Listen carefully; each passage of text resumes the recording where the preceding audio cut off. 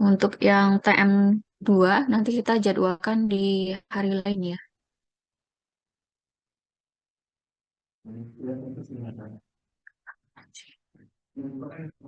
Oke, sudah terlihat? Sudah. Terlihat. Sebentar.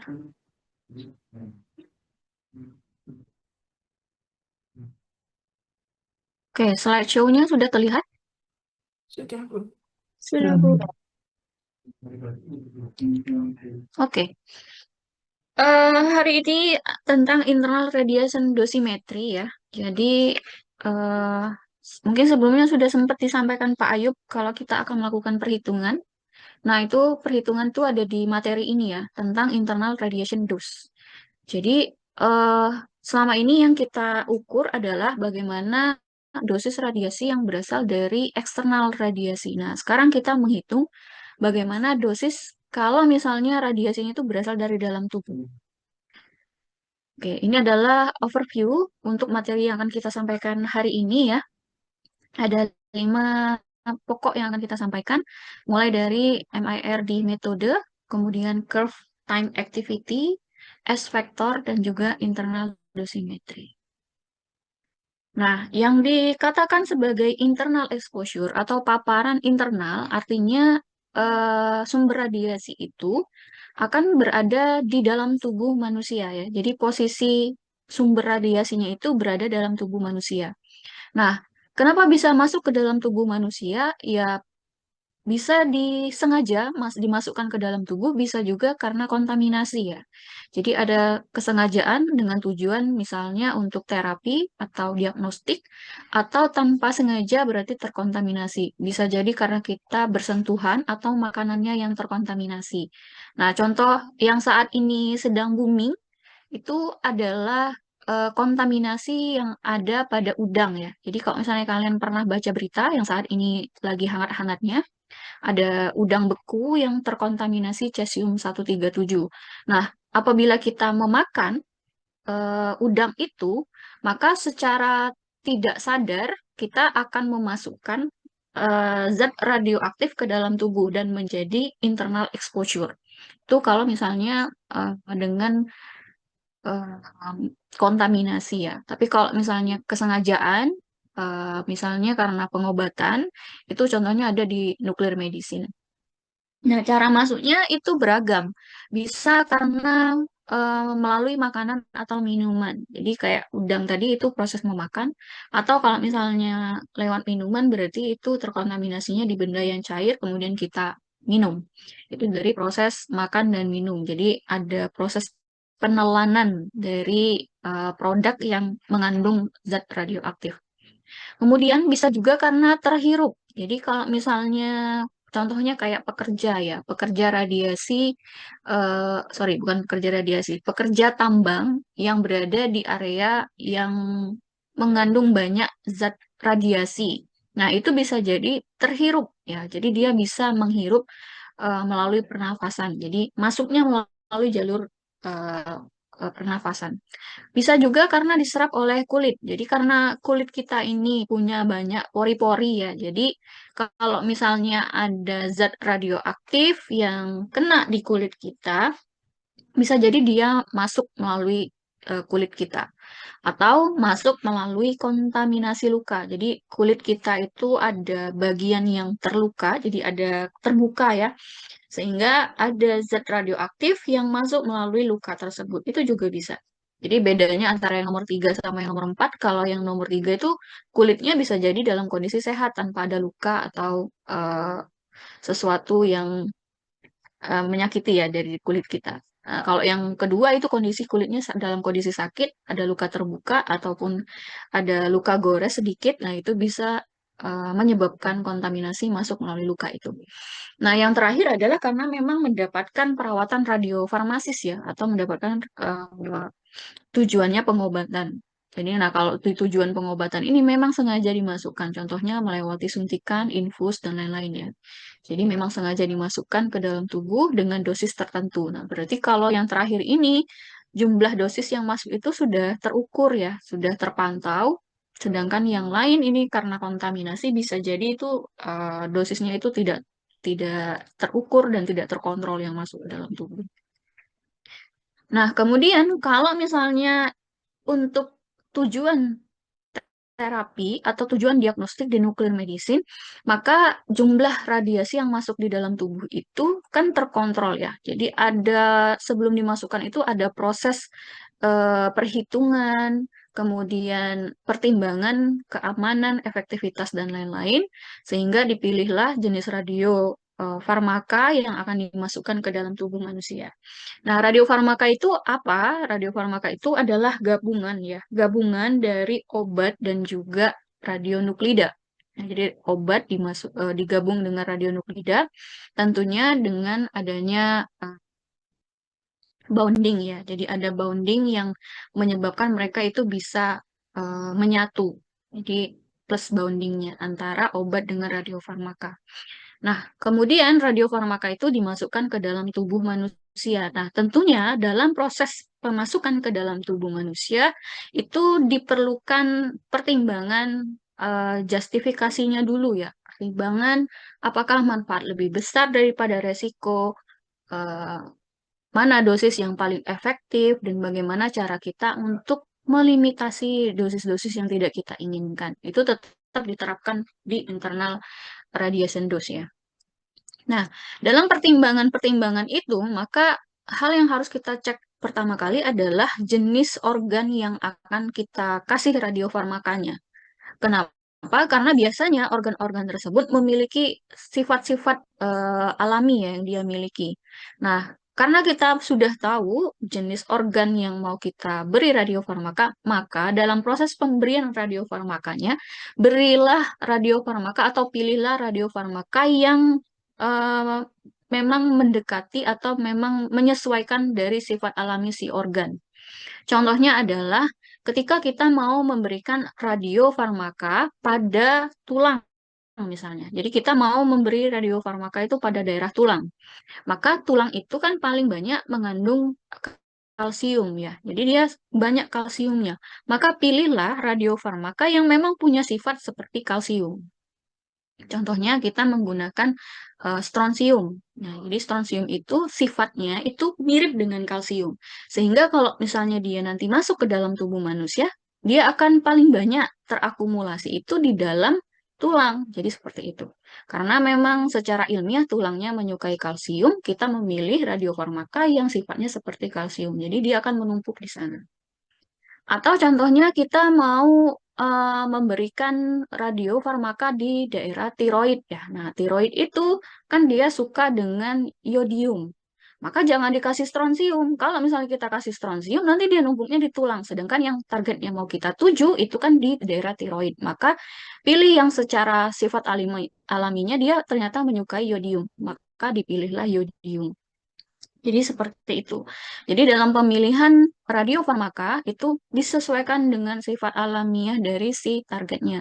Sehingga nantinya akumulasi atau berkumpulnya radiofarmaka itu sesuai dengan target yang kita inginkan ya. Itu dalam proses pemilihan radiofarmaka. Nah, karena radiofarmaka tadi mengandung radionuklida, maka ada aktivitas yang terjadi di radionuklida itu. Aktivitas itu apa? Yaitu jumlah peluruhan per detiknya ya. Jadi berapa sih jumlah peluruhan per detik? Nah, kita tuh sebenarnya bisa melakukan perhitungan berapa perubahan dari suatu aktivitas pada radionuklida. Tentunya dengan menggunakan rumus yang biasanya kita gunakan, yaitu aktivitas terkini akan sama dengan aktivitas awal dikali dengan epsilon pangkat negatif. Nah, dari konstanta peluruhan dikali dengan waktu. Jadi, waktunya saat ini tuh berapa lama. Nah, di mana satuan dari aktivitas itu biasanya kita menggunakan becquerel untuk satuan internasionalnya ya. Sedangkan untuk satuan lamanya itu biasanya Curie. Di mana satu Curie itu setara dengan 3,7 kali 10 pangkat 10 becquerel atau setara dengan 37 mega becquerel. Ya.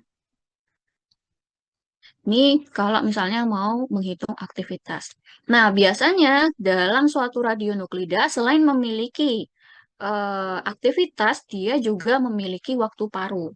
Nah, waktu paruh pada nuklir medicine itu ada tiga. Yang pertama ada waktu paruh, sorry, ini waktu paruh fisik ya, sorry, ini adalah waktu paruh fisik yaitu TP. Jadi waktu paruh fisik itu adalah waktu paruh yang dibutuhkan oleh bahan radionuklida tadi untuk berkurang menjadi setengahnya.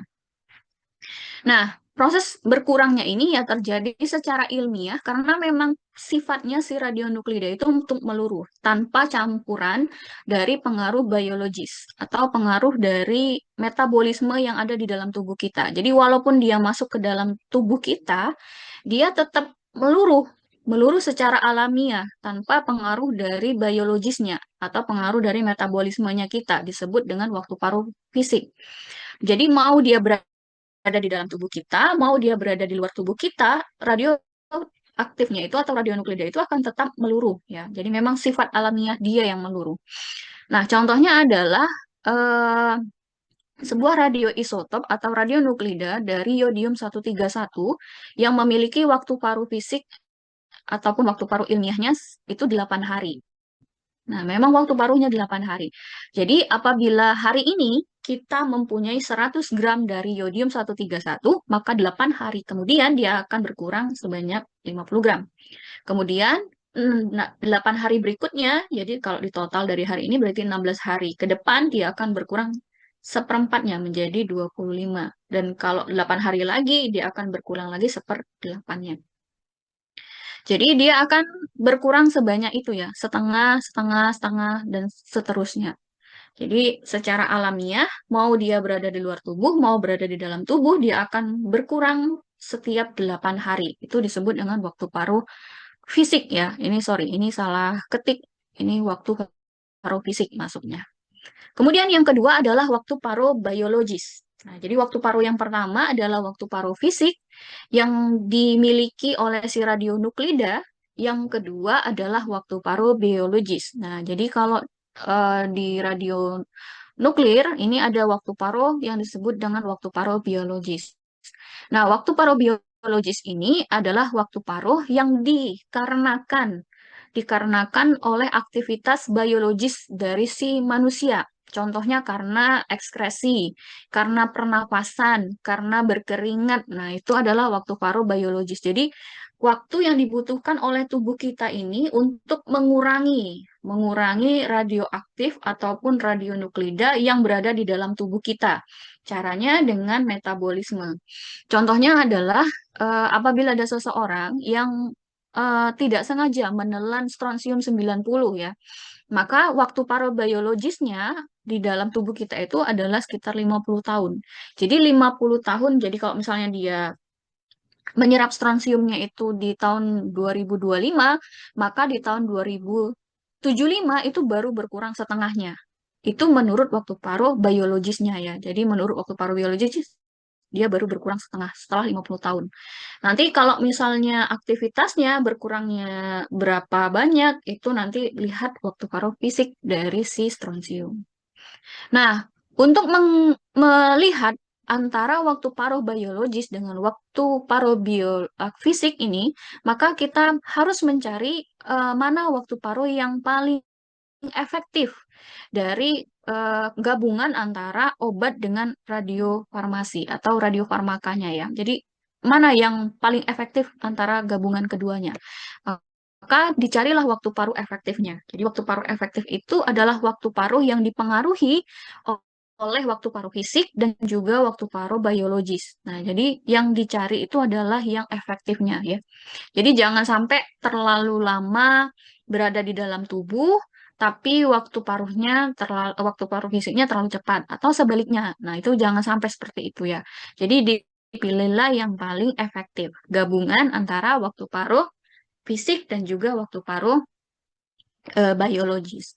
Nah, untuk mencari waktu paruh, jadi waktu paruh itu kan kita dapat mencarinya dengan menggunakan konstanta peluruhan. Jadi konstanta peluruhan itu sama dengan Len2 per waktu paruh.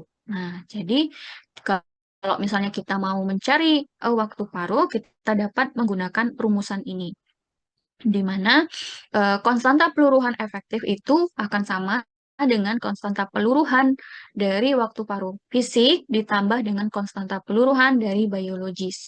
Kalau misalnya kita ubah ini lambdanya dengan menjadi waktu paruhnya, kita akan mendapatkan len 2 dari waktu paruh efektif per waktu paruh efektifnya sama dengan len 2 dari waktu paruh fisik plus len 2 per waktu paruh biologis. Nah, karena dia sama-sama menggunakan len 2, maka len 2-nya bisa kita eliminasi ya menjadi 1. Maka didapatkanlah waktu paruh efektif sama dengan waktu paruh fisik ditambah waktu paruh biologis. Nah, setelah itu kita samakan penyebutnya. Jadi disamakan dulu penyebutnya sehingga didapatkan waktu paruh efektif itu setara dengan waktu paruh fisik dikali dengan waktu paruh biologis per waktu paruh fisik ditambah dengan waktu paruh biologis. Jadi turunannya gampang ya. Jadi menurunkan rumusnya mudah. Berasal dari koefisien peluruhan waktu paruh efektif sama dengan waktu paruh fisik ditambah waktu paruh biologis. Jadi dalam perhitungan dosis radiasi yang masuk ke dalam tubuh atau perhitungan dosis radiasi internal, maka yang digunakan adalah waktu paruh efektifnya ya. Jadi tidak menggunakan salah satu dari fisik atau poin biologis, tapi digunakan keduanya.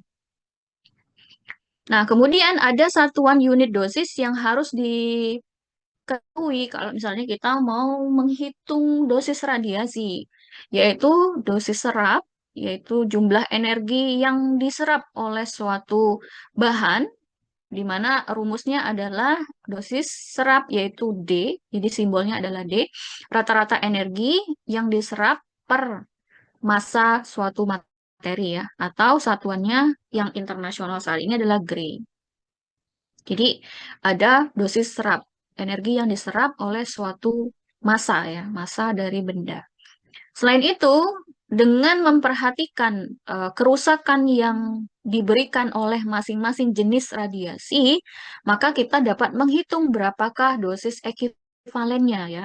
Di mana dosis ekuivalen itu merupakan turunan dosis serap dikali dengan bobot radiasi ya, faktor bobot radiasi. Di mana masing-masing jenis radiasi itu pasti memiliki faktor bobot yang berbeda-beda. Jadi kalau misalnya mau menginginkan dosis yang sama, tentunya memberikan efek yang berbeda. Kalau misalnya dia di dosis ekuivalen ya, karena masing-masing dosis radiasi itu memiliki faktor bobot yang beda-beda. Jadi perlu diperhatikan pemilihan jenis radiasinya. Nah, Nah, yang terakhir, karena dia berada di dalam tubuh manusia, pastinya harus memperhatikan dosis efektifnya. Di mana dosis efektif itu adalah turunan dari dosis serap yang dikalikan dengan faktor bobot radiasi dan juga sensitivitas jaringan, yaitu faktor bobot jaringan. Di mana eh, dinotasikan dosis efektif itu adalah E, dapat kita cari dengan dosis serap dikali dengan faktor bobot radiasi dikali dengan faktor bobot jaringan. Satuannya secara internasional itu ada sievert ya. Nah, ini adalah dosis efektif. Maka kalau misalnya kita mau melakukan perhitungan dosis radiasi yang ada di dalam tubuh atau dosis internal, maka yang harus diperhatikan pertama berapa aktivitas dari eh, radionuklida yang digunakan. Kemudian yang kedua, dicari waktu paruh efektifnya. Kemudian yang ketiga, dihitung dosis serapnya. Kemudian baru dihitung dosis ekuivalennya. Dan juga yang terakhir, dihitung berapa dosis efektif. Jadi kalau mau tahu berapa dosis di organ liver misalnya, maka yang dihitung itu adalah dosis efektif ya. Dosis efektif di organ liver. Nah, cara mencarinya ya tadi hitung dulu aktivitas terkininya, hitung dulu waktu efektifnya, kemudian dicari dosis serap, dicari dosis ekuivalen, dan dicari dosis efektifnya ya. Oke.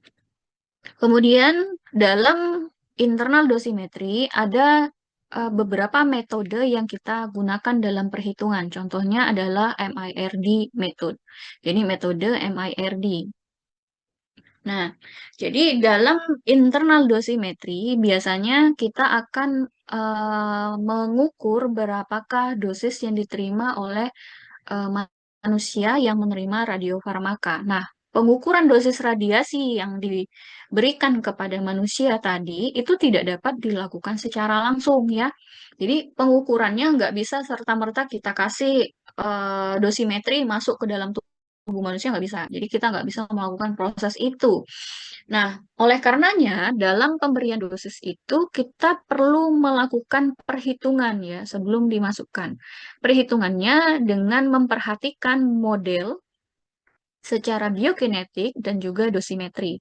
Sehingga sebelum dimasukkan ke tubuh manusia, itu kita sudah melakukan perhitungannya dengan menggunakan model tadi, model manusia tiruan. Jadi ada tiruan manusia yang kita gunakan untuk diberikan radiofarmaka. Kira-kira nanti kalau misalnya manusia yang dikasih dengan radiofarmaka ini tuh dosisnya sekian gitu.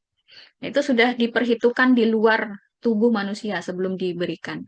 Nah, ada dua jenis perhitungan secara estimasi dalam internal dosimetri ya. Yang pertama adalah menggunakan Panttom ya, seperti biasa berdasarkan Panttom ya. Jadi menggunakan tiruan manusia yang biasanya digunakan oleh komite MIRD. Jadi MIRD itu adalah teknik perhitungan dosis radiasi internal dengan menggunakan Panttom. Jadi dia ada Panttomnya. Atau yang kedua, kita dapat melakukan perhitungan dengan menggunakan perhitungan komputasi secara spesifik yang berdasarkan clinical yang relevan. Artinya menggunakan data yang sudah ada dan dihitung secara komputasi. Jadi menggunakan perhitungan komputasi dari spesifik pasien. Jadi ada pasien tertentu yang kita ambil dan kita melakukan perhitungan secara komputasi berdasarkan data-data klinik yang dia miliki. Kalau yang pertama kita pakai Phantom, yang kedua ini pakai data-data klinik pasien yang sudah ada. Jadi dua tipe yang kita gunakan dalam perhitungan internal dosimetri.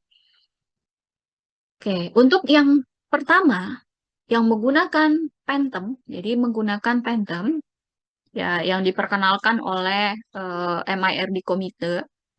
Yang pertama dia menggunakan legalitas dari FDA IND ya. Jadi pertama kali pengenalannya itu menggunakan suatu lembaga yang melegalkan suatu radiofarmaka lah ya. Nah, ini FDA IND ini adalah organisasi yang ada di Amerika ya. Jadi pengenalan pertama kali dia gunakan izin yang dikeluarkan oleh FDA IND. Nah, di Amerika dalam pemberian radiofarmaka perlu adanya izin secara legal ya. Ada izin secara legal yang dikeluarkan oleh komite ini. Gunanya adalah untuk memastikan bahwa eh, radiofarmaka ini sudah mengalami uji klinis dulu, di mana dalam proses pemberian perlakuan uji klinis itu hasilnya harus memastikan bahwa radiofarmaka yang diberikan nanti itu sudah sesuai dengan eh, keamanan dan kenyamanan dari pasien yang akan diberikan. Jadi dia sudah punya sertifikat legalitasnya gitu yang dikeluarkan oleh FDA IND ya berdasarkan uji klinis yang telah dilakukan oleh komite MIRD. Jadi pertama dia harus punya legalitas. Atau yang kedua dari safety komite lokal. Nah, safety komite lokal ini contohnya adalah yang komite keselamatan yang ada di suatu instalasi, contohnya di rumah sakit. Jadi yang pertama ada dari government-nya, sertifikat legalnya dari government. Yang kedua dipastikan oleh komite safety di rumah sakitnya, di mana komite safety rumah sakit ini harus memastikan bahwa radiofarmaka yang diberikan kepada si manusia atau lebih tepatnya kepada pasien di sini ya. Jadi radiofarmaka yang telah diberikan oleh kepada pasien harus dipastikan oleh si safety committee ini dalam pemberiannya itu sesuai dengan prosedur dan protokol pemberian radiofarmaka ke pasien.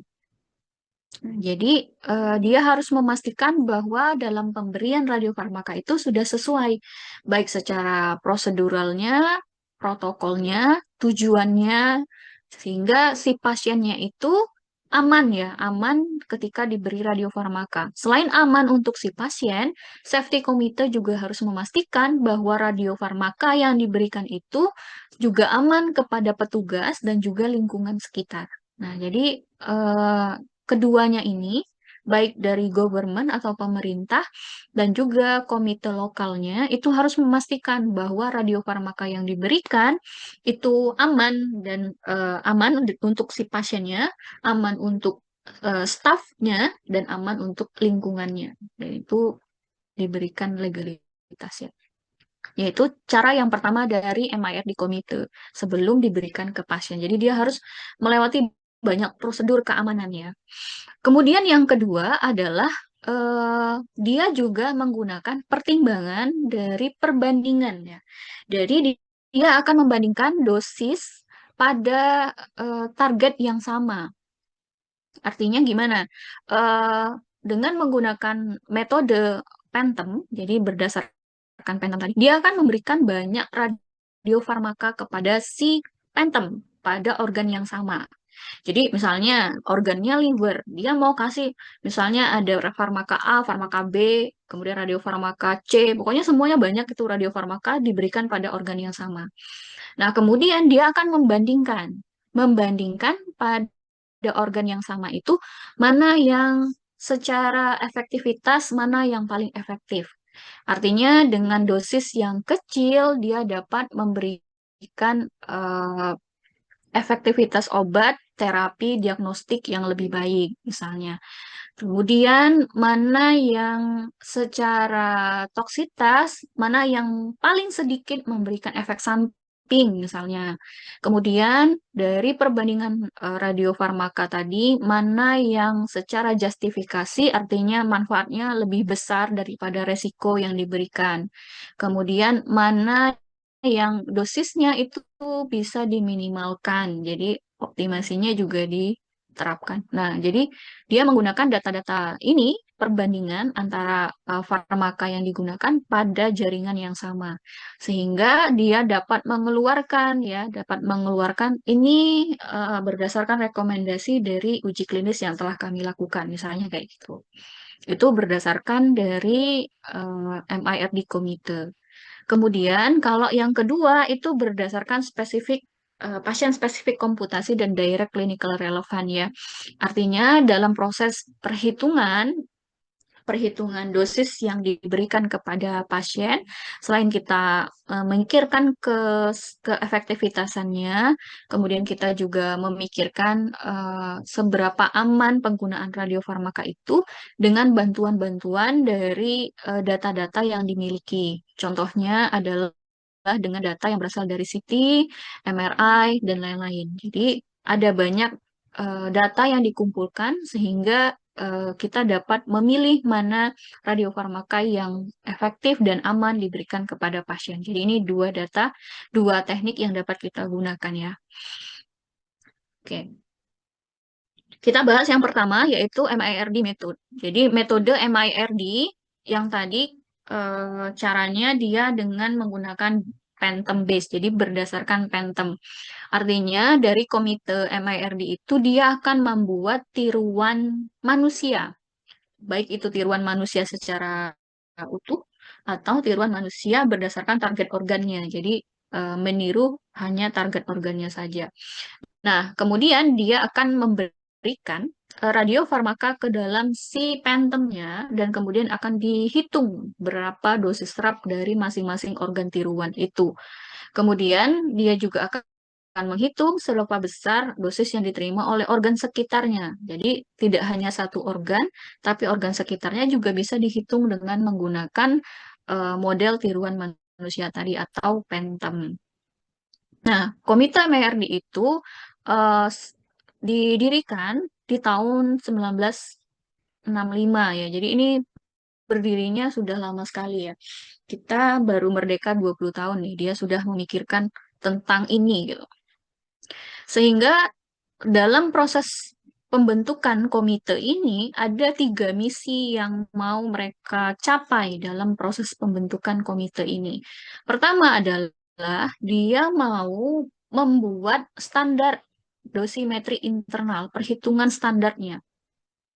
Jadi kalau tahun itu pemberian radiofarmaka itu masih belum ada guidance-nya, belum ada standarnya. Nah, misi dari MIRD itu dia mau membuat standar ataupun guide ataupun panduan yang digunakan dalam proses pemberian radiofarmaka. Jadi perhitungan pemberian radiofarmaka itu seperti ini loh secara standarnya gitu. Itu menurut MIRD. Jadi misi yang pertama adalah dia mau membuat standarnya.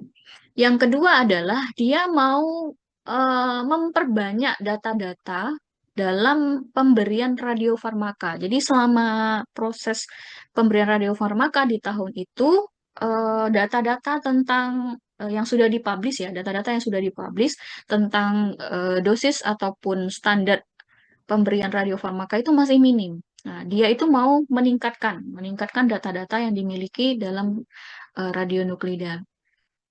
Kemudian dia juga mau meningkatkan bagaimana pemberian farmakokinetik. Jadi kalau misalnya kita mau memberikan radiofarmaka, eh, itu kita mempertimbangkan dari farmakokinetiknya. Nah, dia mau meningkatkan data-data itu. Jadi, selain data dari yang sudah dipublish, dia juga mau memperbanyak data dari farmakokinetik terhadap farmaka.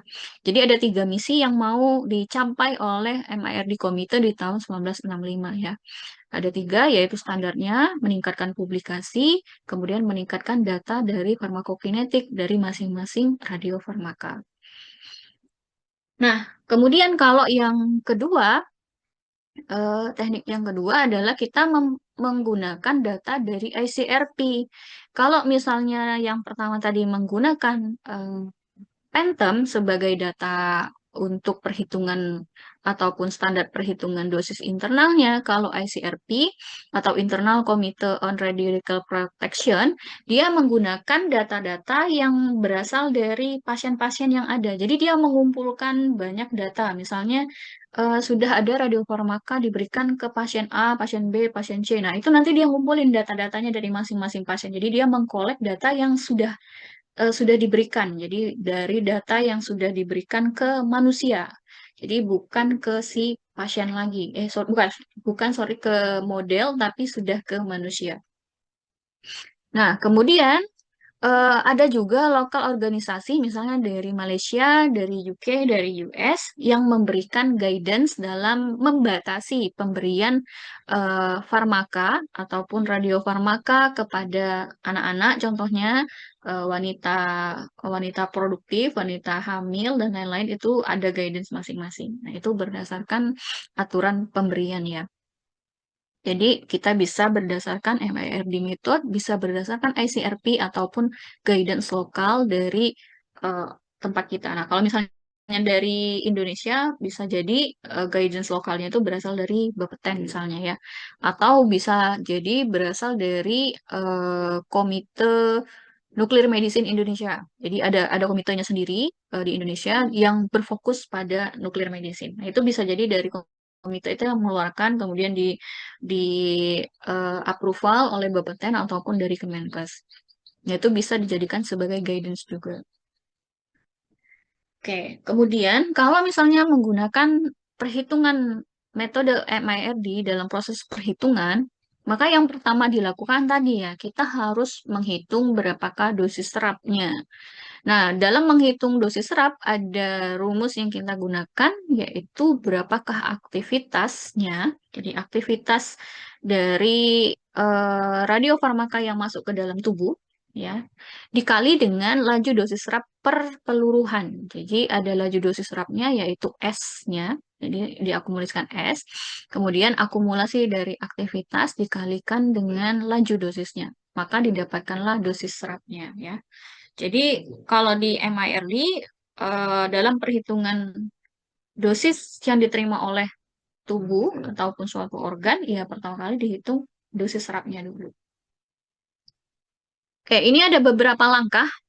Jadi ada beberapa langkah yang perlu kita lakukan dalam menghitung berapakah dosis yang diterima oleh suatu organ dengan menggunakan MIRD method. Jadi yang pertama adalah kita harus memastikan dosis serap. Jadi dosis serap yang diterima oleh organ target. Ya, jadi kalau misalnya ada radiofarmaka diberikan kepada tiroid misalnya. Nah, tiroid itu akan menjadi organ yang paling banyak menyerap radiofarmaka. Nah, organ yang menjadi target kita tadi yang paling banyak menyerap radiofarmaka disebut dengan organ sumber. Ya, ini ada beberapa istilah yang harus kalian pahami. Yang pertama adalah mengenai organ sumber. Organ sumber tadi adalah organ target yang paling banyak menyerap dosis radiasi, ya, disebut dengan organ sumber. Nah, selain dari organ sumber, ada lagi yang disebut dengan organ target.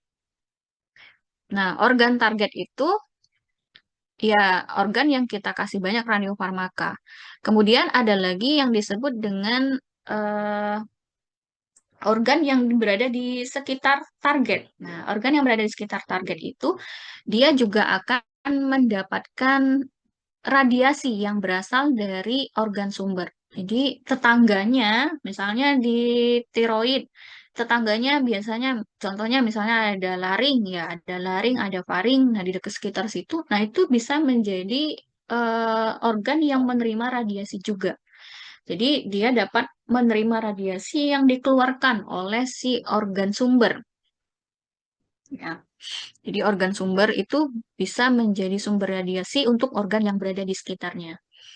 Nah, dalam perhitungan dosisnya, ini ada beberapa langkah yang bisa kita ikutin ya. Jadi langkah yang pertama, hitung dulu akumulasi aktivitas. Jadi berapakah akumulasi dari aktivitas. Kemudian kita cari dulu berapa S vector atau S value-nya. Jadi tentukan S vector dan S value dari organnya. Kemudian hitung berapakah dosis pada organ target.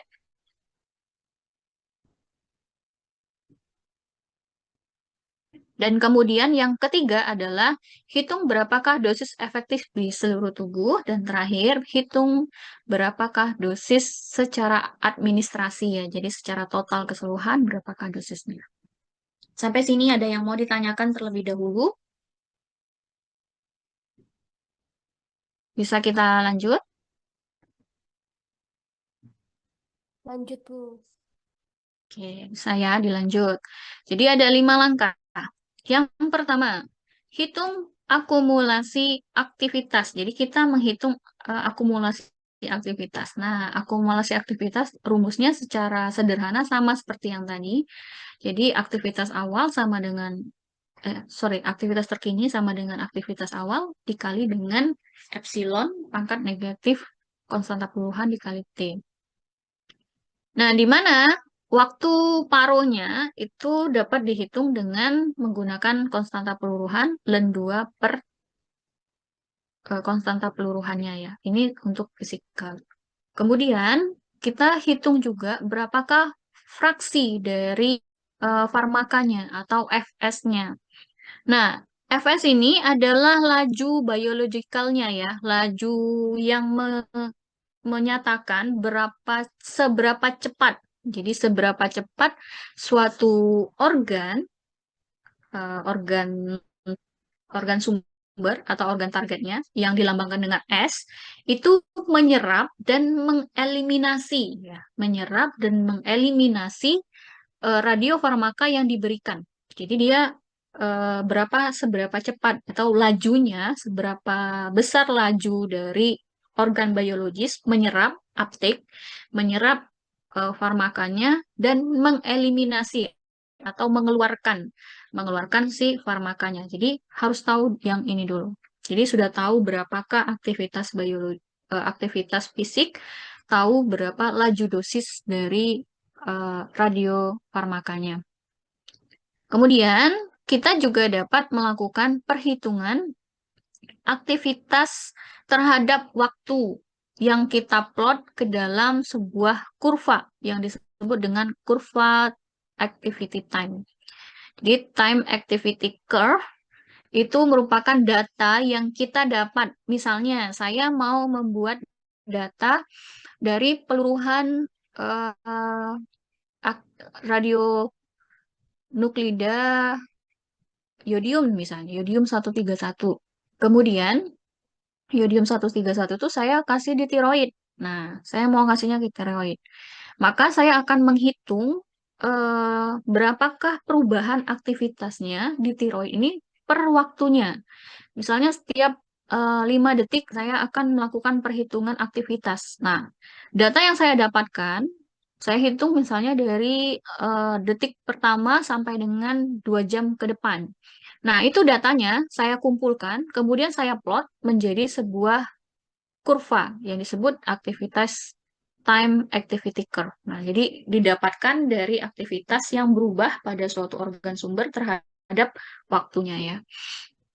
Nah, kemudian aktivitas pada sumber organ itu dapat kita hitung. Jadi untuk menghitung aktivitas ini yang berada pada organ dengan cara menghitung aktivitas yang dihitung di awal tadi, aktivitas fisiknya, dikali dengan laju dosis awalnya, laju fraksi farmatikalnya atau laju biologisnya, dikali dengan faktor peluruhannya. Nah, ini adalah untuk menghitung aktivitas di organ. Sehingga kalau misalnya yang awal rumusnya adalah ini kan adalah aktivitas terawal dikali dengan faktor yang mempengaruhi peluruhan, yaitu epsilon negatif lambda T. Nah, karena dia berada di dalam tubuh manusia, maka faktor yang mempengaruhi berikutnya itu adalah laju penyerapan dan juga eliminasi dari biologikalnya, maka ditambahkan dalam perhitungan di sini. Jadi berdasarkan waktu paruh fisiknya tadi dikalikan dengan pengaruh dari waktu paruh biologikal ataupun efektifnya ya. Nah, itu dalam perkalian ini. Sehingga didapatkan nanti aktivitas di dalam suatu organ. Nah, perubahannya bisa kita plot dalam curve-nya.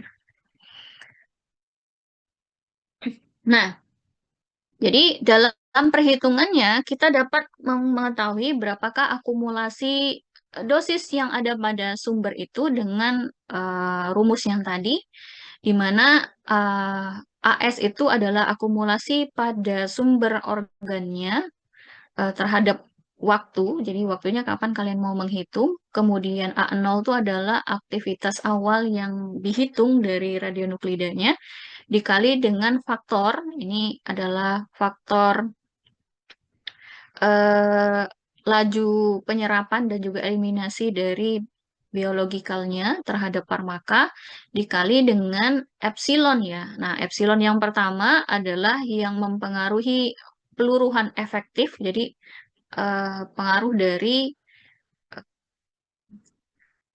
radiofarmakanya dan juga dari biologikalnya. Dan kemudian terakhir dikali dengan eh, epsilon dari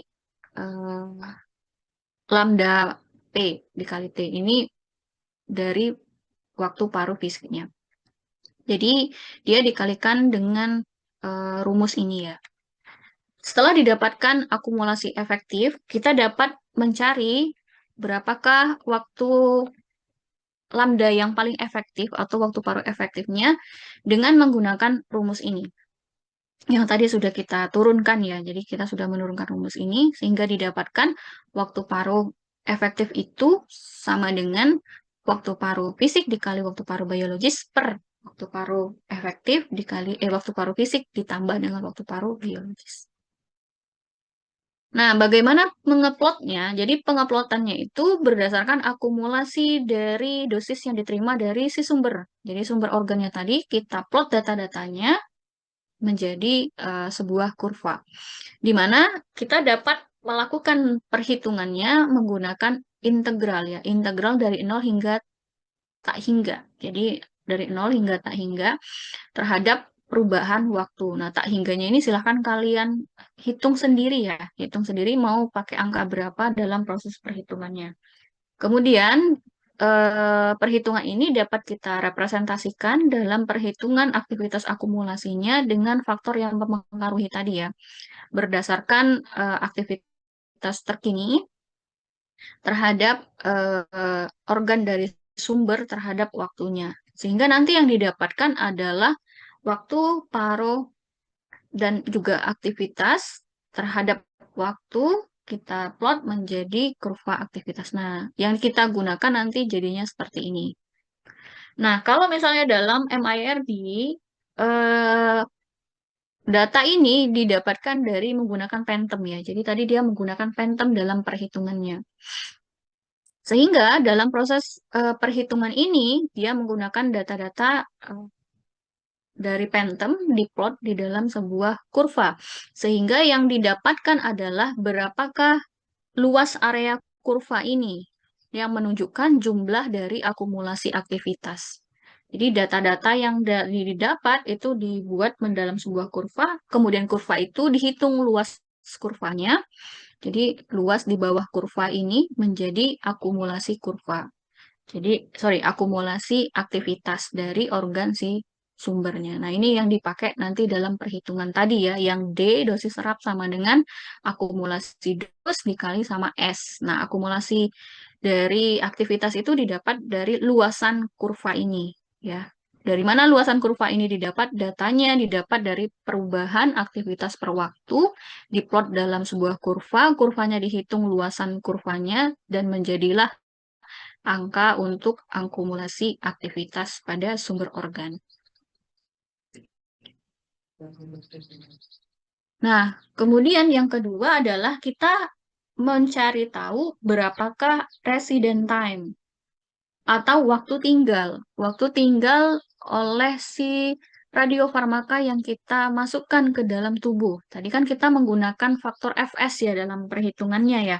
Nah, waktu tinggal itu kita dapat menghitungnya, jadi waktu tinggal didefinisikan sebagai akumulasi aktivitas berdasarkan aktivitas yang kita insertkan di dalam tubuh kita, berapa lama dia akan tinggal. Nah, kita menggunakan sigma S ya. Jadi, untuk resident time, kita dapat menghitungnya sebagai aktivitas dari sumber organ per aktivitas dari aktivitas fisiknya, fisik dari radionuklidanya.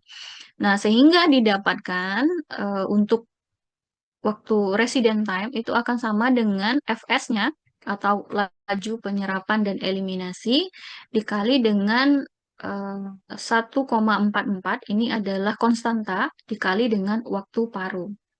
Jadi kita dapat menghitungnya waktu tinggal si radiofarmaka di dalam tubuh itu dengan menggunakan rumus ini. Nah, setelah kita mendapatkan eh, yang pertama, data pertama yaitu akumulasi aktivitas, kemudian yang kedua adalah kita mencari tahu berapa S value. Jadi S value atau S vector itu dapat didefinisikan sebagai dosis serap per akumulasi aktivitas ya. Jadi S vector atau S value itu adalah eh, dosis serap per akumulasi aktivitas di mana dalam perhitungan S vektor itu kita dapat menghitungnya dengan S sama dengan energi ya, energi yang dimiliki oleh si radionuklida per massa. Jadi massa dari organ yang ada di situ. Jadi kita dapat menghitungnya menggunakan perhitungan dengan rumus ini. Jadi setelah mendapatkan akumulasi dari aktivitas, hitung S vektornya. Nah, dari proses yang sudah dihitung tadi, jadi sudah mulai menghitung akumulasi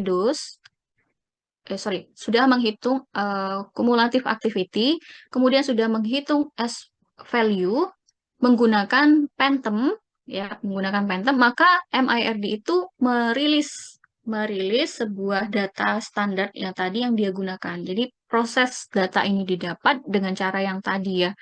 Dia melakukan perhitungan dengan menggunakan Phantom-nya, kemudian dihitung berapa aktivitas curve-nya, kemudian berapakah S value-nya. Sehingga dia mendapatkan data ini, di mana Phantom yang dia gunakan itu merepresentasikan manusia laki-laki dengan berat badan 70 kilogram. Nah, dia memilih itu karena pada masa itu di area eh, Amerika itu rata-rata laki-laki itu berat badannya sekitar 70 kilo. Jadi dia menggunakan rata-rata. Nah, jadi Phantomnya merepresentasikan eh, laki-laki dengan berat badan 70 kilo. Nah, didapatkanlah datanya seperti ini. Jadi dia mendapatkan nilai S value-nya berdasarkan masing-masing organ. Contohnya ini adalah organ targetnya. Contohnya ada adrenal, bladder, kemudian ada bone, ada kidney, liver, lung, dan lain-lain ya. Ini adalah organ targetnya. Kemudian ini adalah organ sumbernya. Jadi kalau misalnya organ target dengan organ sumber itu sama ya, jadi antara organ sumber, maka bisa jadi organnya sama. Jadi dia sudah menjadi sumber, dia juga yang menjadi target. Tapi kalau misalnya berbeda, maka organ target itu dinyatakan adalah organ yang berada di sekitar organ sumber. Nah, kayak gitu ya. Jadi bisa jadi sama organnya, bisa jadi juga beda organ. Nah, jadi ini adalah organ sumbernya dan ini adalah organ targetnya. Dan ini adalah angka-angka yang dapat kita gunakan dalam perhitungan dosis radiasi yang sudah dilakukan uji klinisnya menggunakan Phantom oleh komite MIRD ya.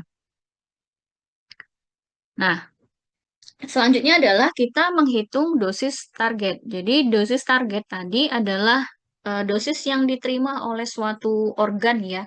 Organ yang kita hitung berdasarkan jumlah berapakah dosis yang diterima oleh si organ target. Nah, kalau misalnya organ sumber, kan tadi organ yang paling banyak menyerap radiasi ya, dia akan menjadi organ sumbernya. Kemudian organ sumber ini, kalau misalnya dia ada di sekitar organ lainnya, maka dia akan memberikan radiasi ke organ sekitarnya. Maka organ sekitarnya bisa menjadi organ target. Tetapi kalau misalnya kita mau menghitung berapakah dosis yang diterima oleh organ sumber, maka dia akan menjadi organ sumber plus organ target. Jadi dia menjadi satu organ yang sama. Tapi kalau misalnya kita mau menghitung yang di sekitarnya, maka yang organ di sekitarnya menjadi organ target, sedangkan eh, yang menerima radiofarmaka paling banyak tadi menjadi organ sumber. Nah, kita dapat melakukan perhitungan dosis yang diterima oleh organ targetnya berdasarkan radiasi yang dipancarkan oleh si organ sumber. Nah, caranya adalah dengan menggunakan rumus dari dosis serap. Tadi sudah kita dapatkan berapakah aktivitas dari masing-masing sumbernya, akumulasi aktivitas. Kemudian kita juga sudah mendapatkan data S value-nya ya dari perhitungan MIRD. Maka tinggal kita kalikan aktivitas yang sudah diberikan itu dikali dengan S value-nya dari si organnya. Jadi kalau misalnya kita mau menghitung berapakah dosis yang diterima oleh bladder misalnya, yang berasal dari bladder juga, ya udah tinggal kita sorry, misalnya berasal dari adrenal misalnya, ya udah tinggal kita lihat, oh ternyata 1,3 kali 10 pangkat negatif 7, tinggal dikalikan. Kemudian ternyata dia dapat dosis dari organ yang lain ya. Contohnya yang ini, yang seperti ini. Maka tinggal kita kalikan aja. Dia sebagai organ sumber sekaligus menjadi organ target. Nah, kenapa ada dua sumber? Ini merepresentasikan ketika ada radiofarmaka yang dimasukkan ke dalam tubuh kita, itu tidak 100% diserap oleh si organ targetnya. Contohnya, kita ngasih eh, em, yodium ke tiroid misalnya. Ternyata yang nyerap tidak hanya tiroid. Tiroidnya hanya menyerap sekitar 99% misalnya. 1%-nya tersebar ke area di sekitarnya. Nah, padahal area sekitarnya itu bukan yang menjadi target organ kita.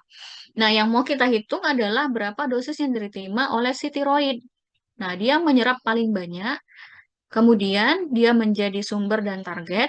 plus dia ketambahan dari organ sekitarnya yang juga menyerap radiofarmaka. Jadi dia dapat double ya dari diri saya sendiri plus organ di sekitarnya. Maka kalau misalnya mau menghitung berapa dosis serapnya, tinggal kita akumulasikan. Jadi kita hitung dulu berapakah dosis yang diterima dari diri dia sendiri, kemudian ditambah dengan dosis yang dikirimkan oleh teman-teman sekitarnya. Jadi kita tinggal hitung berapakah sigmanya ya. Jadi jumlah dosis yang diterima oleh si organ.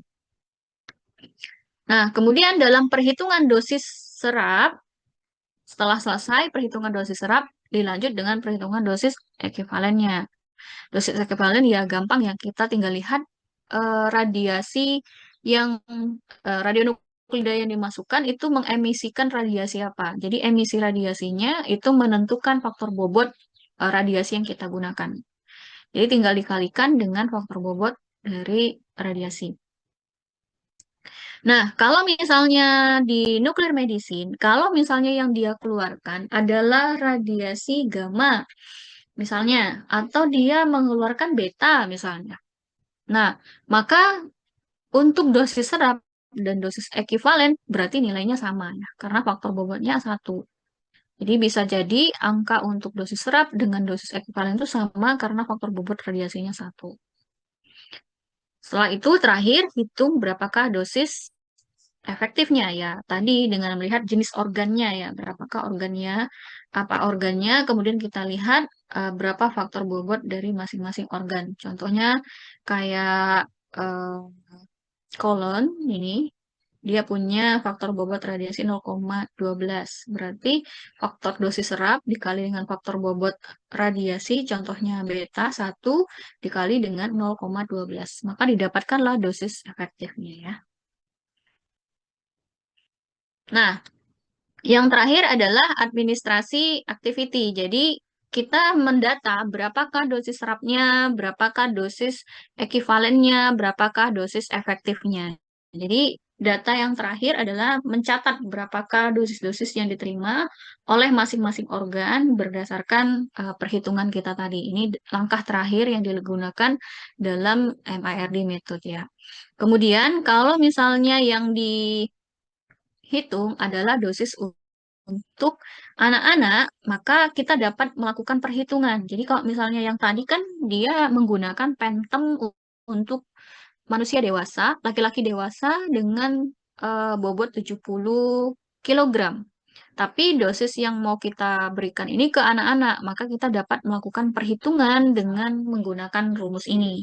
Jadi dosis untuk anak-anak itu per dosis untuk dewasa yang tadi menggunakan Panther itu kita hitung dengan menggunakan berapakah aktivitas yang diberikan ke anak-anak dibagi dengan berapakah aktivitas yang diberikan kepada dewasa dibagi dengan berapakah berat badan dari si anak per berapakah berat badan dari si dewasa. Nanti dihitung dapatlah dosis untuk anak-anaknya.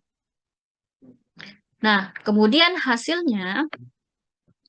dari perhitungan ini kemudian dipublish. Jadi dia akan mempublish, MIRD-nya akan mempublish bagaimana menghitung dosis serapnya tadi, ekivalennya dan dosis efektifnya berdasarkan model-model yang dia gunakan dalam penyerapan radiofarmaka. Nah, kemudian penyerapan radiofarmaka itu yang diberikan kepada pasien, kemudian dikumpulkan data-datanya. Jadi dikumpulkan data-datanya eh, di dalam ICRP report 53 dan report 80. Nah, kemudian report itu akan menjadi data yang tersedia saat ini ya, yang dimana datanya itu berasal dari Panther, kemudian diberikan ke manusia dan juga dilaporkan ke ICRP 53 dan ICRP 80. Jadi kalau mau lihat data yang sebelumnya saya lihatkan ini, nah ini ya, ini bisa kita lihat pada ICRP 53 dan 80. Nah, kemudian metode MIRD eh, ini sangat berguna ya pada masa itu sangat berguna karena pada masa itu eh, penggunaan radiofarmaka itu belum ada aturan yang mengatur. Jadi pemberiannya itu tidak berdasarkan yang saat ini. Kalau saat ini sudah dilakukan oleh MIRD itu dengan menggunakan model-model yang lain. Nah, kemudian model-model itu yang sudah diberikan dijadikan baseline data yang digunakan saat ini. Nah, kemudian ICRP itu juga mempublish, jadi setelah dia mengumpulkan banyak data, kemudian dia mempublish juga hasil data berdasarkan data yang dia dapatkan untuk menjadi standar, ya, menjadi standar eh, sebagai organ sumbernya. Kemudian untuk saat ini kita dapat melakukan perhitungan dengan mengcombine data dari MIRD plus data dari ICRP.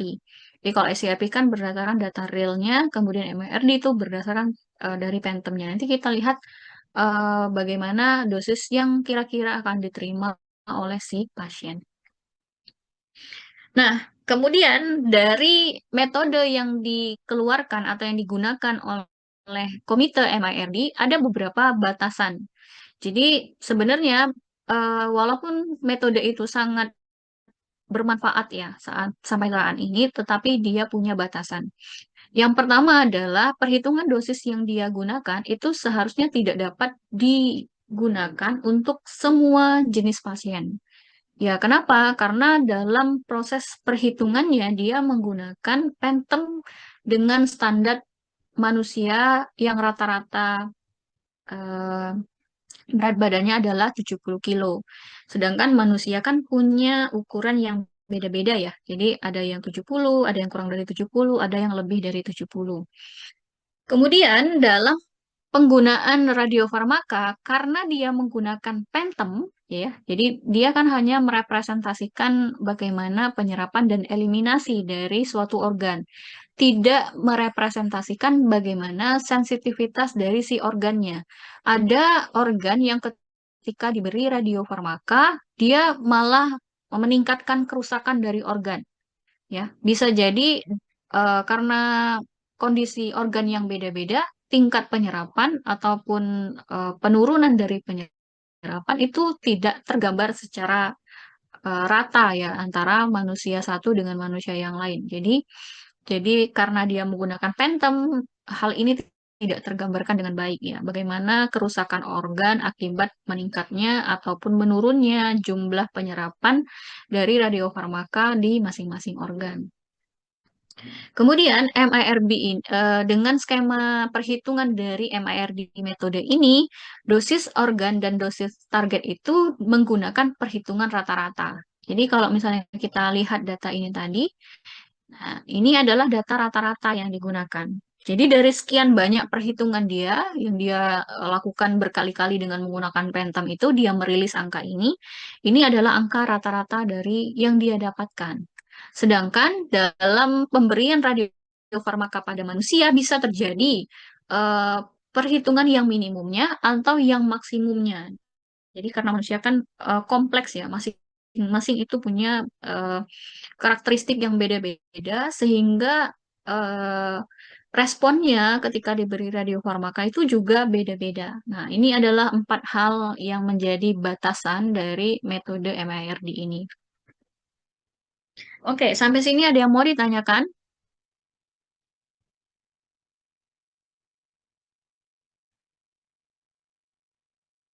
Tidak ada? Kalau tidak ada, kita lanjut. Nah, kok close sek.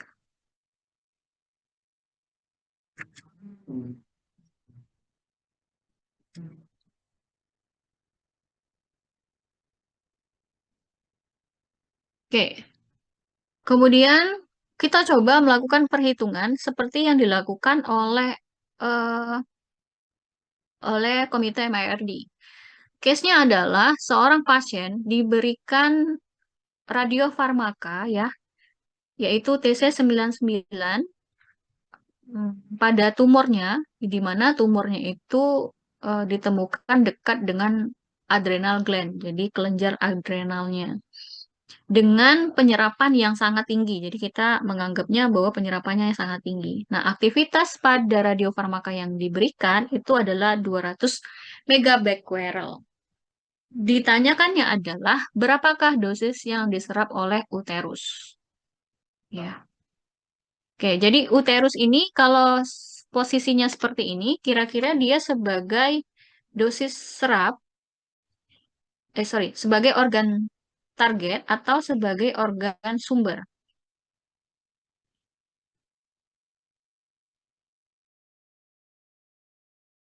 Organ target.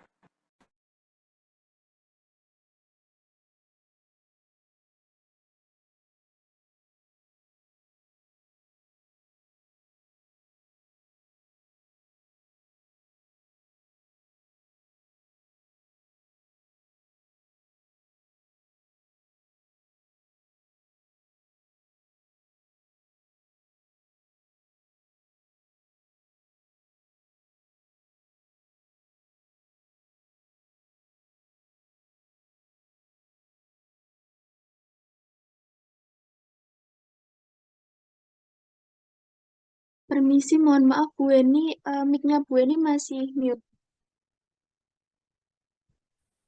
Oh ya, terima kasih.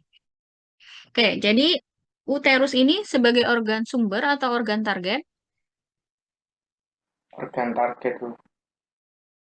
Ya, organ target ya, karena organ sumbernya adalah si adrenal ya, atau kelenjar adrenal. Jadi yang menyerap radiasi itu adalah si gland adrenalnya atau kelenjar adrenal, tetapi yang menerima dosis tidak hanya si eh, kelenjar adrenal, tapi juga yang uterus ya. Jadi uterus. Nah, yang kita hitung tuh berapa yang diterima sama uterus. Oke, pertama apa yang kita lakukan? Aktivitasnya sudah diketahui, sudah ya. Jadi kita sudah dapat A0-nya. Kemudian setelah dapat aktivitas, kita melakukan apa lagi? Menentukan fraksi. S faktornya Iya, ya, menentukan S faktor atau sebelum S faktor kita menentukan FS-nya atau S faktornya ya. Jadi kita tentukan. Oke, S faktornya tadi sudah ada di sini.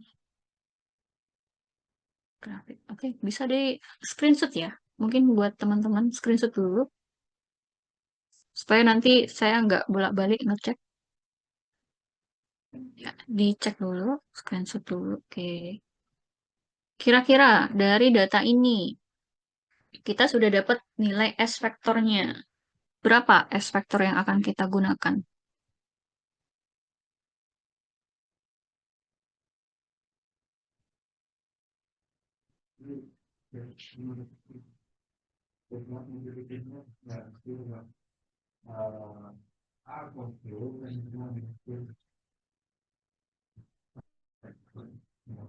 Dicari ya di organ targetnya terhadap organ sumbernya.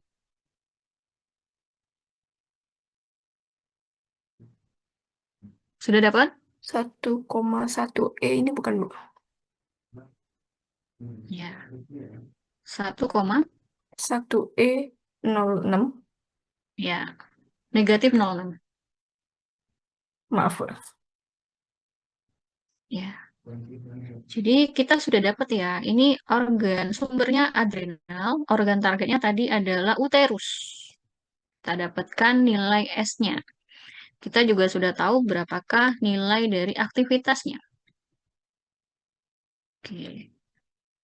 Yang pertama, tadi lakukan perhitungan S value sudah dapat, kemudian resident time. Nah, resident time-nya tadi gimana cara ngitungnya?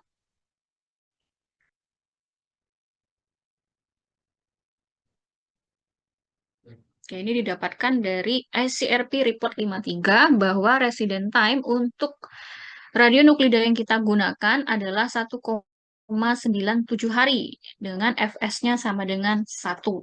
Ya, ini sudah diketahui dari data. Jadi makanya enaknya sekarang ini karena datanya sudah terkumpul, jadi tinggal kita comot-comot aja. Setelah itu, sudah dapat S value, sudah dapat resident time, hitung berapakah dosis serap. Nah, ini ya. Berapakah dosis serap?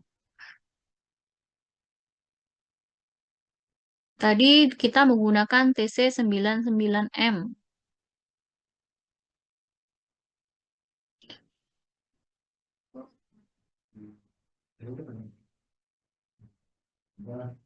Oke, tadi kita dalam perhitungan terkini, kita kan menggunakan dua data ya, combine antara MIRD method dan juga data dari ICRP. Kemudian ini adalah data yang dikeluarkan oleh MIRD method dan ini yang dikeluarkan oleh ICRP. Coba dilihat dulu untuk organnya. Ini adalah organnya. Organ targetnya adalah uterus. Uterus itu paling bawah. Anggap aja orangnya adalah dewasa ya. Oke, sudah didapatkan S value-nya. Jadi eh, besar dosis yang diterimanya. Kemudian kita hitung berapakah total dari dosis serapnya.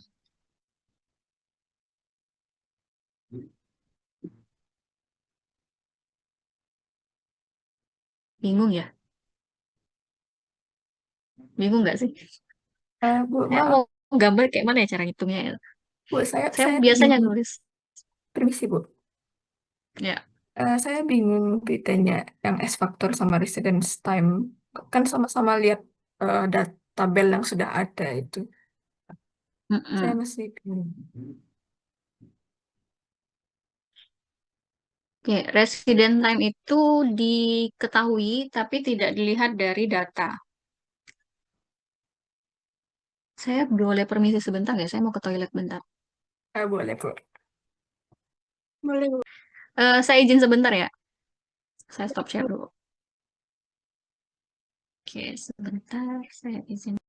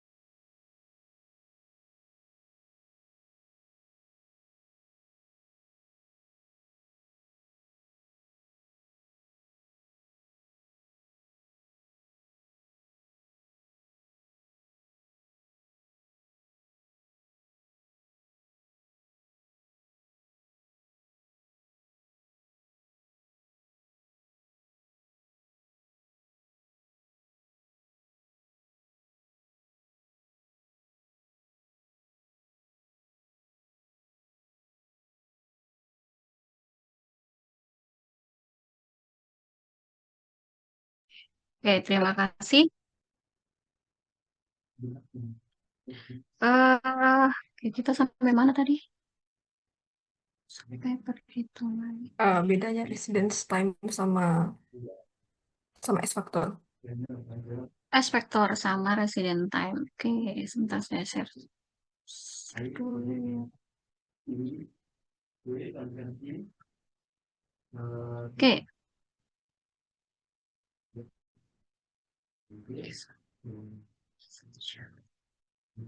Oke, untuk resident time itu adalah waktu tinggal. Jadi berapa lama si radiofarmaka itu berada di suatu organ. Sedangkan S value itu adalah perbandingan antara dosis yang diserap per akumulasi aktivitas. Jadi kalau dari satuannya, resident time itu menunjukkan satuan waktu, sedangkan S value itu menunjukkan satuan besaran dosis, jadi satuan dosis per activity.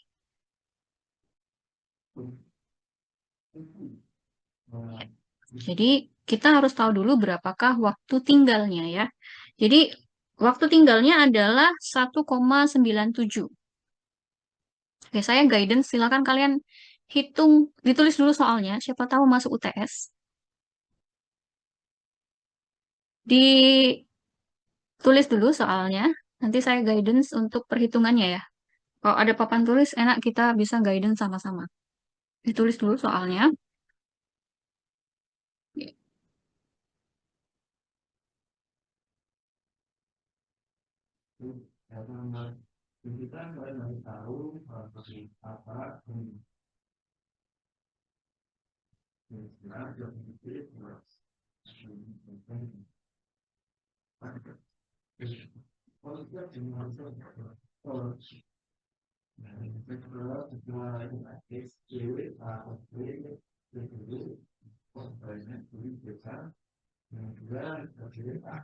Sudah?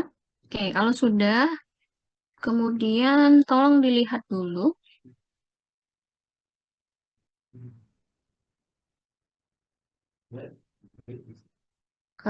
data dari S value-nya. Satuannya adalah ini ya. Jangan lupa satuannya adalah rad per mikrocurie per hour.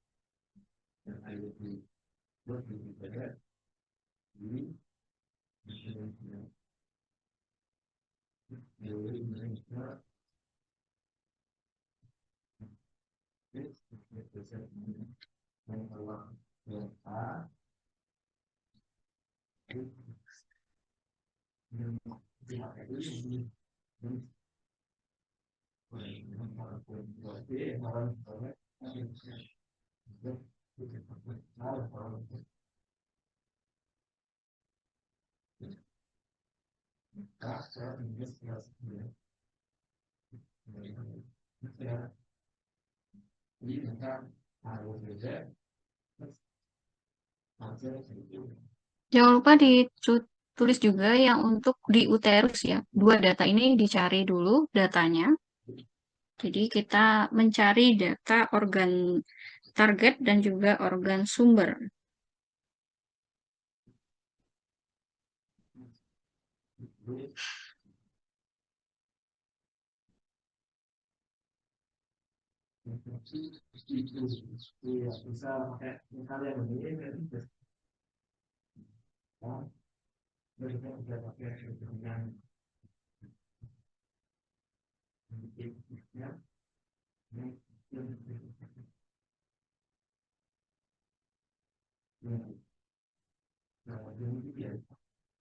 Oke, diperhatikan soalnya ya tadi. Soalnya diperhatikan.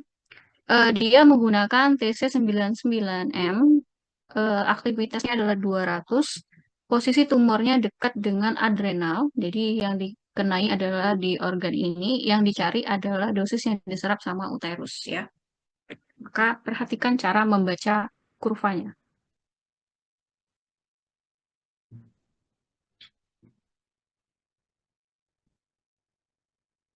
Oke, kemudian karena kita mau menggunakan perhitungan dengan menggunakan data yang sebelah sini juga, perhatikan dosis satuan dosis yang digunakan. Satunya menggunakan rad dalam microcurie, satunya menggunakan gray dalam becquerel. Nah, sekarang adalah kalian konversikan dua satuan ini menjadi dalam satuan miligray per gram.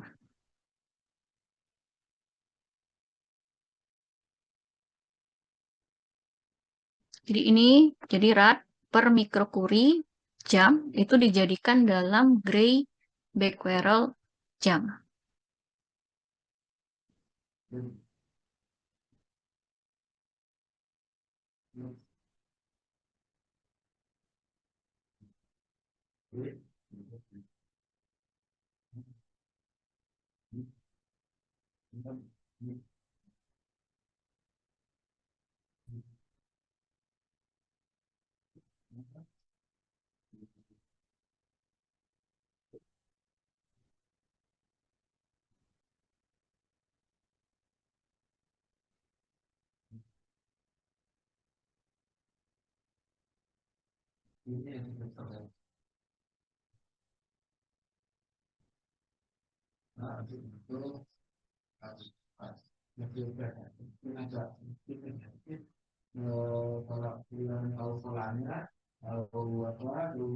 Oke, sudah? Sudah diambil datanya?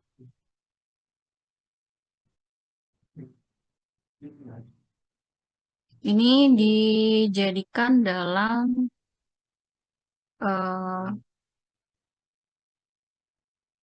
miligray per mega becquerel, ya ini miligray, terus mega becquerel, satuannya ada jamnya, jadi jamnya ditetapkan aja. Sudah? Kemudian kita menghitung berapakah dosis serap. Ya, jadi kita sudah tahu resident time-nya. Resident time-nya jangan lupa ditulis. Resident time-nya adalah 1,97 jam. Nah, ini HR dalam bahasa Inggris, jam. Kemudian Fs-nya atau laju serap dan eliminasinya adalah 1. Nah, ini gampang ya. Maksudnya dia dalam perhitungan dia tidak mengubah angka. Sudah? Oke, kemudian setelah itu kita menghitung berapakah dosis serap. Jadi dua data ini sudah kita dapatkan. Dosisnya, akumulasi dosisnya juga sudah kita dapatkan. Kemudian kita menghitung berapakah dosis serapnya. Dosis serapnya seharusnya angkanya ini ya. Oke, dosis serapnya dihitung dengan cara S vektornya ini kan ada satuan dari ini ya. Tadi sudah dikonversi, jangan lupa. S vektornya tadi dikalikan dengan resident time, kemudian dikalikan dengan Fs-nya.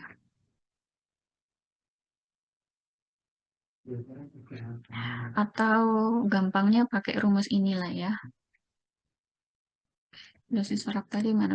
Paling awal ya, dosisnya itu paling awal. Jadi yang di awal tadi dosisnya, rumusnya pakai yang ini. Nah, kita menghitung dosis serap. A dikali dengan S. S-nya sudah diketahui, tadi yang sudah kalian konversi, kemudian dikalikan dengan A-nya.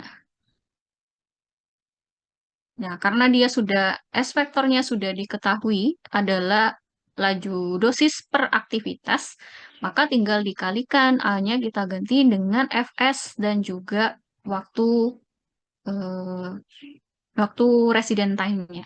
Jadi, S dikali dengan Fs dan juga resident time. Nanti didapatkan laju dosisnya ya, laju dosis per satuan waktu. Per satuan peluruhan. Jadi nanti setelah dikalikan dengan resident time, yang tertinggal adalah miligray per megabecquerel. Oke.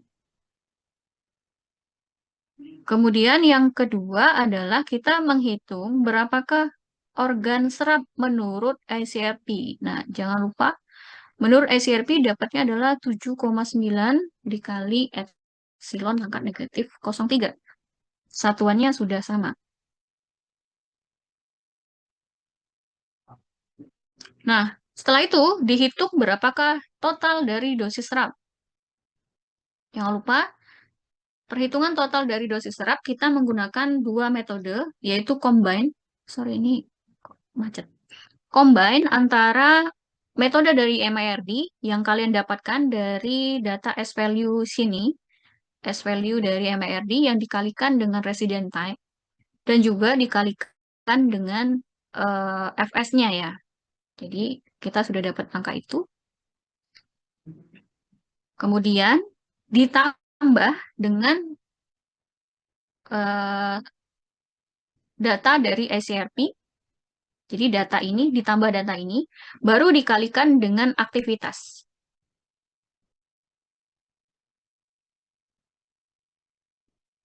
Sehingga nanti didapatkan nilai D yang sebenarnya. Jadi D itu kan satuannya adalah gray ya. Sedangkan satuan yang kalian hitung di awal itu masih dalam satuan miligray per megabecquerel.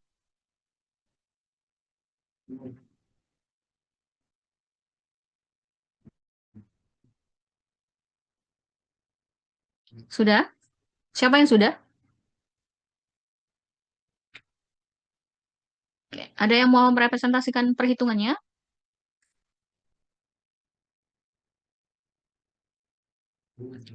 Coba Marianus. Ada yang bingung ya? Langkah pertama, ini langkah pertama banget ya. Pertama banget yang harus kalian lakukan adalah memastikan nilai S-value dari MIRD-nya. Oke, organ source-nya kan adalah adrenal ya. Organ targetnya adalah uterus. Oke, sampai sini paham? Mana yang source, mana yang target? Oke, udah dapet? Oke. Oke. Sudah itu dapatkan angkanya. Angkanya adalah 1,1 kali 10 pangkat negatif. Nah, negatif 10 kali 1,1 kali 10 pangkat negatif 6. Ya. Satuannya adalah rad. Sorry. Satuannya adalah rad per mikrokuri per hour. Nah, satuan ini konversi. Nah, faktor konversi ini adalah melihat kemampuan kalian mengkonversi dari suatu angka ya. Jangan lupa bahwa 1 curie setara dengan 37 megabecquerel. Nah, itu dikonversi dari curie ke megabecquerel. Kemudian konversi dari rad ke gray. Nah, ada yang ingat konversi dari rad ke gray?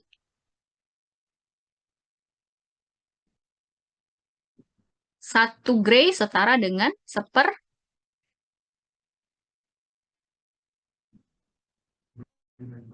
Oke, atau satu rad setara dengan 100 gray ya. Satu rad itu setara dengan berapa gray? Kemudian mikrokuri, 1 mikrokuri setara dengan berapa megabecquerel. Nah, itu konversi dulu angka itu, dikonversikan. Jadi, selesaikan perhitungannya di situ. Ini agak rumit ya, perhitungannya.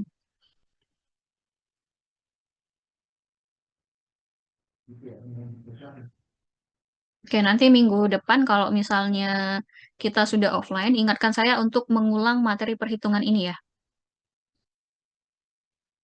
Oke, ada yang sudah mengkonversi angka ini? Berapa faktor konversinya dari 1,1 kali 10 pangkat negatif 6 rad per mikrokuri per hour dikonversi ke ini, ke satuan ini. Satuan miligray per megabecquerel supaya satuannya sama karena nanti mau kita jumlah. kita akan menjumlahkan untuk menghitung dosis serap karena kita menggunakan metode yang terkini yaitu combine data dari MIRD plus ICRP. Nah, supaya perhitungannya bisa dilakukan, maka kan harus satuannya disamakan. Nah, ini yang agak repot ini menyamakan persatuan. Ya.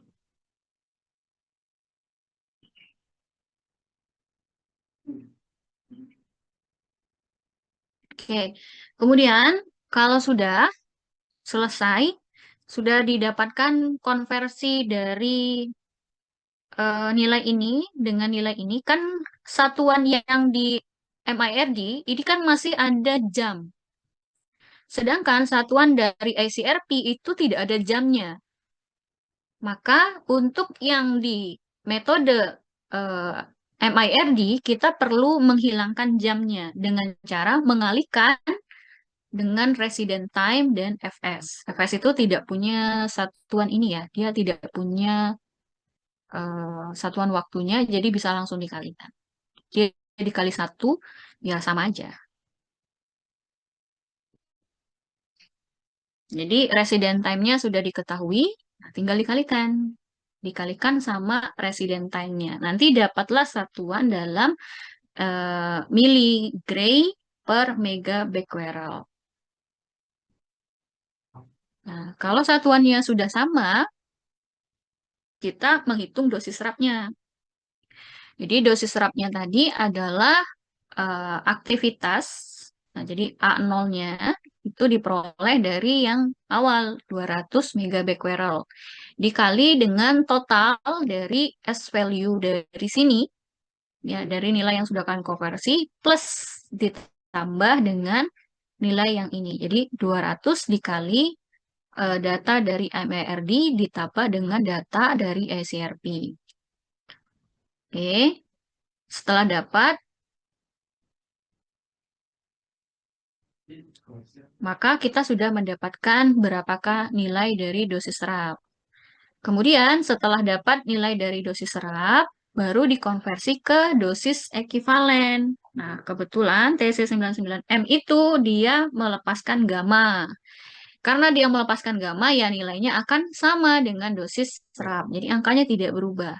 Kemudian, karena dia sama satuannya, maka kita tinggal kalikan dengan dosis ekivalennya. Nah, dosis ekivalennya itu kita kali uterus itu berapakah nilai sensitivitas organ atau bobot organnya.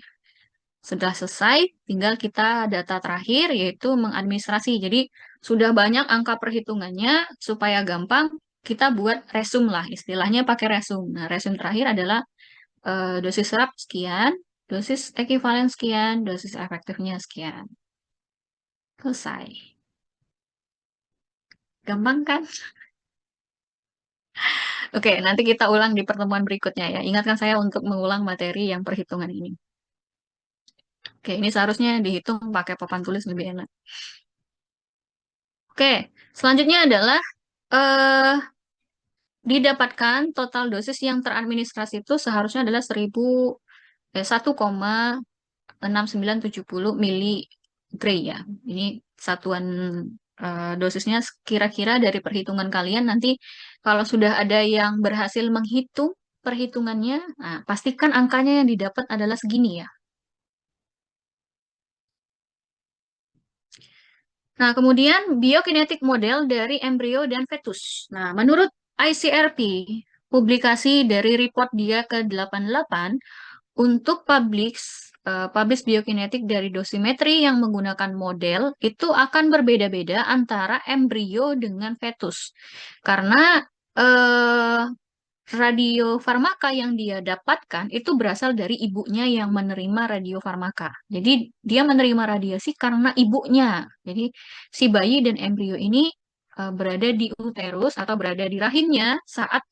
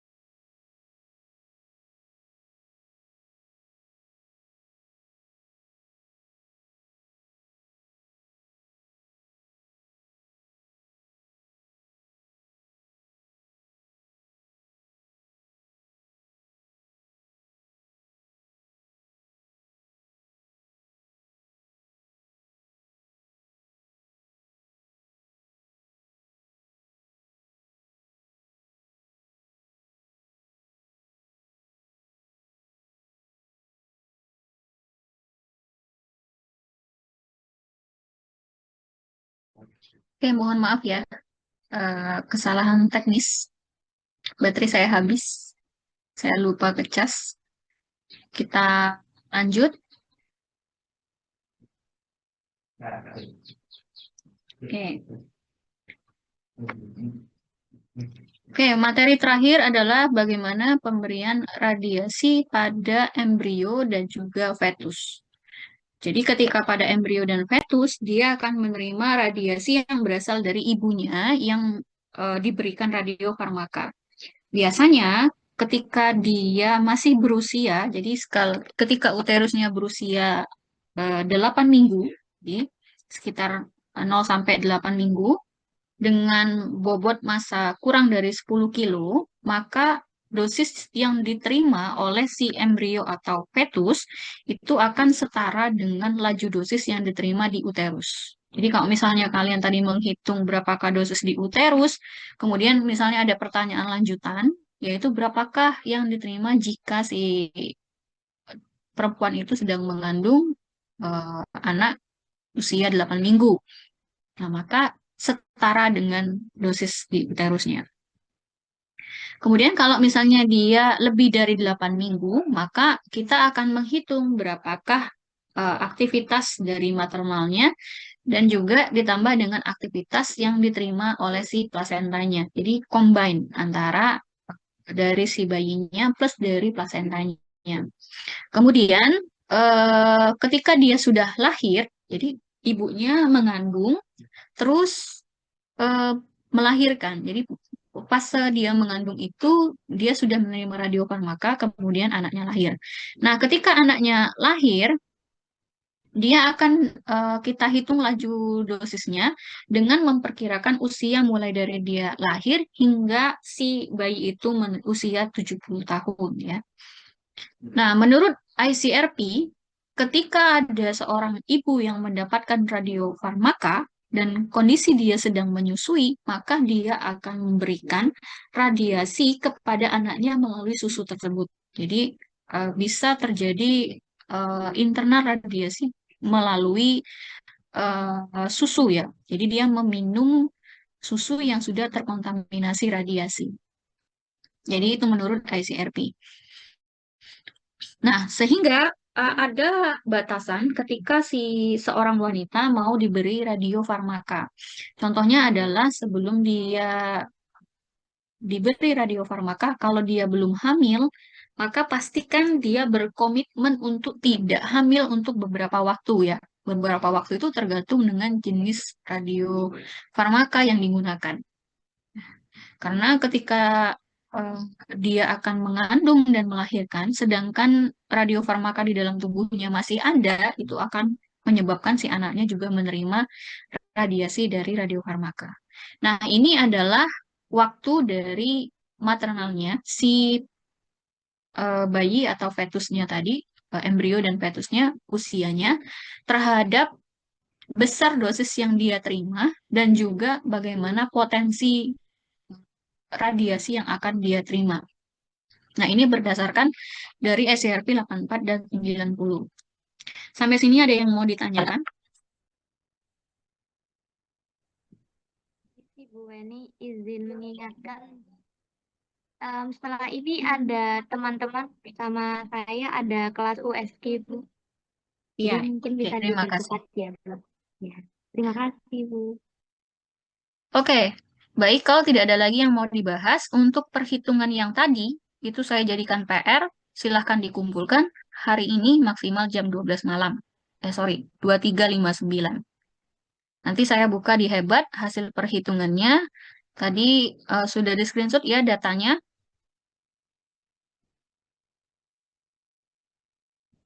Oke, kalau tidak ada lagi yang mau kita Bu, bahas, mau Ibu tanya permisi.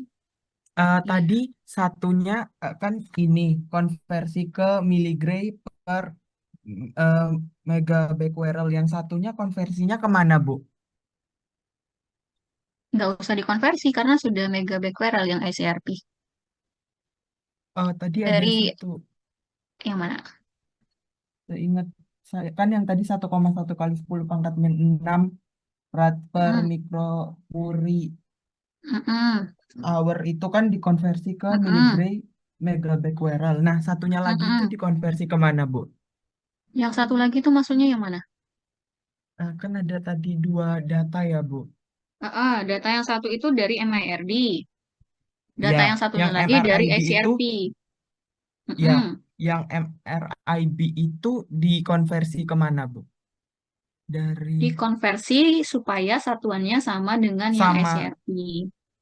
oh berarti semuanya dijadiin miligray per megabecquerel. Oke, ini loh Marianus, yang ditanyakan yang ini ya. Oke, Iya, yang ini. Nah, kita iya. kita itu mau menjumlahkan dua data yang kita dapat dari dua tabel ini, Mhm. ya. Nah, karena data ini satuannya beda.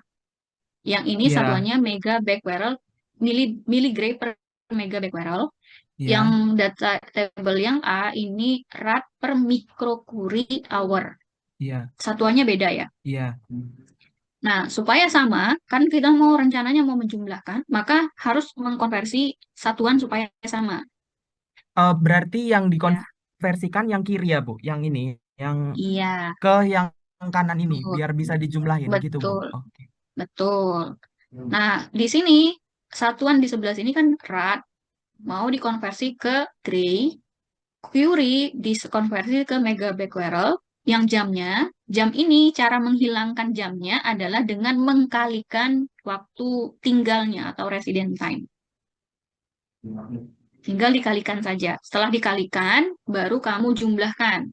Dijumlah antara tabel A dengan tabel B dikali dengan eh, aktivitas yang tadi diketahui, yaitu 200 200. megabecquerel. Ya. Sehingga nanti yang didapatkan tinggal satuan miligray. Itu adalah satuan dari dosis serap. Ya. Sehingga setelah dosis serap baru dikonversi ke ekivalen dan juga efektif. Oke. Ada lagi yang mau ditanyakan? Ibu, permisi. Mm-mm. Mohon maaf Bu, atas nama Maria Carlita Tihunggal. Tadi sebelumnya pada saat absen itu terkendala device Bu, jadi joinnya sedikit telat. Oke, dari kelas mana? Dari kelas 5A. Oke, nanti saya presentasikan. Ada lagi yang mau Terima ditanyakan? kasih Bu. Bu, Sama. saya mau memastikan berarti yang dosis serap tadi ketika yang S value-nya sudah dapat kita tambahkan dari kedua tabel tadi baru dikalikan dengan 200 dan dikonversikan ke ekuivalen gitu ya Bu. Iya, boleh dikalikan masing-masing dikalikan baru ditambah atau mau tambah dulu baru dikalikan sama aja. Jadi secara Siap. aturan kalkulus itu sama. Terima Jadi kasih boleh Bu. boleh yang tabel A dikali 200, tabel B dikali 200 baru ditambah atau kamu tambah dulu A, tabel B dikali sama aktivitas sama aja. Nanti hasilnya sama aja. Ada lagi yang mau Terima kasih. ditanyakan? Sama-sama. Oke, kalau tidak ada, kita cukupkan pertemuan pada siang hari ini. Jangan lupa dikumpulkan tugasnya. Lebih dan kurang saya mohon maaf. Kertasnya bebas, jangan lupa di-scan yang baik ya. Dikasih nama supaya saya bisa lihat siapa yang mengerjakan dan tulisannya terbaca. Saya cukupkan.